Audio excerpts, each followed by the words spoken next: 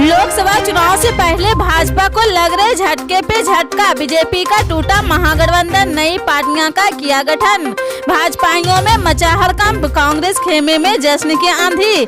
आगे बढ़ने से पहले वीडियो को लाइक कर ले, चैनल पर नए हैं तो चैनल को भी सब्सक्राइब कर ले और अपने दोस्तों में ज्यादा से ज्यादा शेयर करें। और आप किस राज्य शहर से न्यूज को देख रहे हैं कमेंट सेक्शन में टाइप करके जरूर बताएं। आपको बता दें, कर्नाटक के पूर्व मंत्री एवं खनन कारोबारी जी जनार्दन रेड्डी ने रविवार को कल्याण राज्य प्रगति पक्ष नाम के एक नए राजनीतिक दल की घोषणा की है।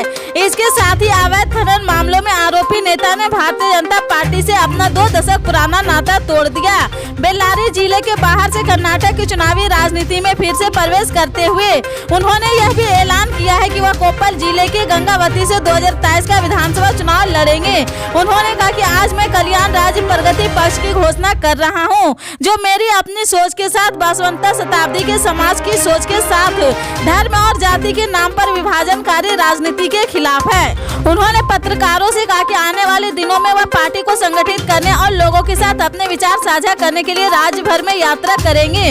उन्होंने कहा कि मैं अपने जीवन में अब तक किसी भी नए पहल में कभी असफल नहीं हुआ हूं। मैं उनमें से हूं जिसने कभी हार नहीं मानी, इसलिए कल्याण राज्य प्रगति पक्ष के साथ लोगों के बीच जाकर मैं उनका आशीर्वाद पाने को लेकर आश्वस्त हूं और भविष्य में कर्नाटक के कल्याणकारी राज्य बनने में कोई संदेह नहीं है। पिछले राज्य विधानसभा चुनाव से पहले भाजपा के तत्कालीन राष्ट्रीय अध्यक्ष अमित शाह ने पत्रकारों के सवाल का जवाब देते हुए कहा था कि भाजपा का जनार्दन रेड्डी से कोई लेना देना नहीं है।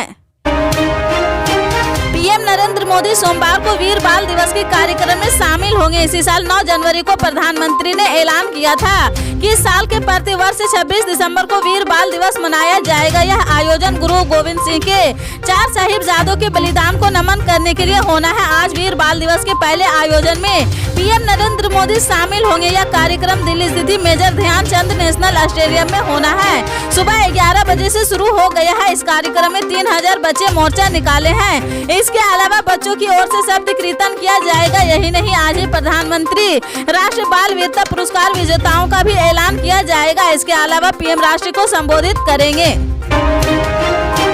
रूस और यूक्रेन के बीच पिछले 10 महीने से युद्ध जारी है और इस दौरान रूसी सेना ने यूक्रेन में भीषण तबाही मचाई हुई है। रूस की तरफ से लगातार हमले किए जा रहे हैं, लेकिन इस यूक्रेन में उसका सामना कर रहा और टक्कर दे रहा है। इस बीच रूस के राष्ट्रपति व्लादिमीर पुतिन का बयान आया है और कहा कि रूस युद्ध को खत्म करने के लिए बातचीत को तैयार है। बता दें कि यूक्रेन पर हमले जारी रहने के बीच पुतिन की यह टिप्पणी आई है। रूसी राष्ट्रपति व्लादिमीर पुतिन ने एक रूसी टीवी चैनल को दिए इंटरव्यू में साफ किया कि वो यूक्रेन से बातचीत के लिए तैयार है और अब सब कुछ उन पर निर्भर करता है। यूक्रेन के साथ जारी संघर्षों के बीच पुतिन ने कहा कि हम उन सभी के साथ बातचीत के लिए तैयार हैं जो कुछ स्वीकार्य परिणामों पर बातचीत का समाधान चाहते हैं, लेकिन अब सब कुछ उन पर निर्भर करता है।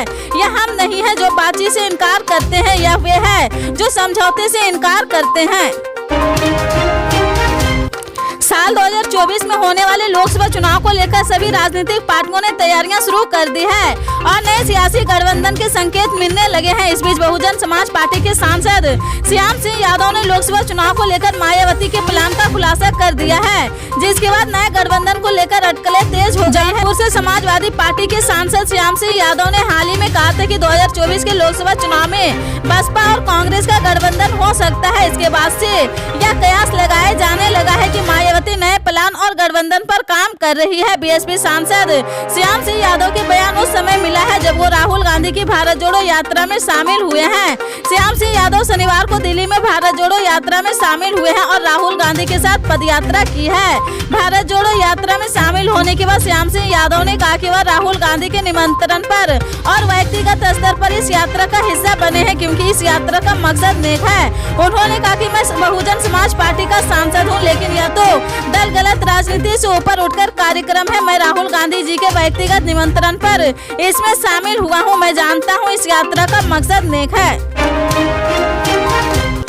पंजाब में अमृतसर बॉर्डर पर सीमा सुरक्षा बल को बड़ी कामयाबी मिली है। बीएसएफ के जवानों ने एक ड्रोन को मार गिराया है। बीएसएफ बीओपी राजताल के सेकेंड इन कमान अनंत ने रखा है रविवार शाम करीब 7:40 पर अमृतसर के राजताल में एक ड्रोन जब्त किया है। हमने इसे बाढ़ के पास पाया है। यह एक कैमरा वाला क्वाड्रोकॉप्टर है या मेन इन चाइना है। हमने ड्रोन पर फायर किया है और आखिरकार इसे बरामद कर लिया है। इलाके में अभी भी तलाशी चल रही है। बीएसएफ ने इस बारे में बयान भी दिया है। बीएसएफ ने कहा कि जवानों ने अमृतसर जिले में 25 दिसंबर को शाम करीब 7:40 पर एक उड़ने वाला ड्रोन भारतीय क्षेत्र में प्रवेश करते पाया है। ड्रोन राजताल गांव अमृतसर के पास गिरा है और बाद में जवानों ने इसे खेतों से बरामद किया है। मणिपुर के सीएम एन बीरेन सिंह ने रविवार को अटल जी की जयंती के मौके पर नुगोई मापा में इरिल नदी पर बनने वाले पुल का उद्घाटन किया है। यह पुल पूर्वोत्तर अटल सरकार द्वारा शुरू की गई है। प्रधानमंत्री ग्रामीण सड़क योजना के तहत बनाया गया है। यह योजना ग्रामीणों क्षेत्रों को शहरों से जोड़ने की दिशा में मील का पत्थर साबित हुई है। 25 दिसंबर को भारत रत्न व भाजपा के कीर्ति पुरुष अटल बिहारी वाजपेयी की जयंती देश भर में मनाई गई है। अटल जी ने गाँव गरीब किसान के लिए अपने प्रधानमंत्री कार्यकाल में अनेक बड़ी योजनाएं शुरू की थी। PMGSY भी उन्हीं में से एक है। इस योजना के तहत देश के लाखों गांवों में पक्की सड़कों का निर्माण किया गया है। मणिपुर के सीएम बीरेन सिंह ने दिवंगत अटल जी के 98वें जन्मदिन के मौके पर इस पुल का उद्घाटन कर रहे हैं। उन्हें सच्ची श्रद्धांजलि अर्पित की है। अटल जयंती हर साल सुशासन दिवस मनाया जाता है। नुगोई ब्रिज के उद्घाटन का लिटन माखोंग यूथ बलद ग्राउंड पर यह आयोजन इसी कड़ी में था। पल पल के अपडेट जानने के लिए जुड़े रहें आप अपने GNS न्यूज चैनल से।